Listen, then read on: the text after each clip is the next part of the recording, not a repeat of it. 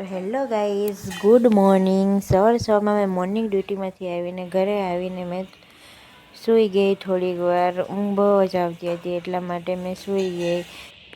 પછી 3 વાગે મેં નાહી લીધું, ફ્રેશ થઈ ગઈ થોડું ને સારું લાગતું હતું.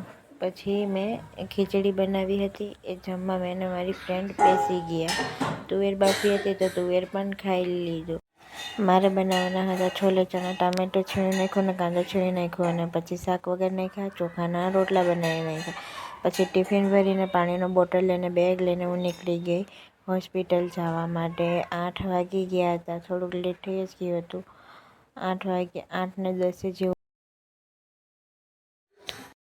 પછી મેં ટ્રીટમેન્ટ આપી દીધી. પછી સ્નેપચેટ ખોલ્યું, ત્યાં કૂતરાવાળું ડાગલું આવ્યું તો તેમાં વિડીયો બનાવવા માંડી ગઈ. કંટાળો આવતો હતો. પછી ફાઇલ લખવાની બાકી હતી તે લખી નાખી.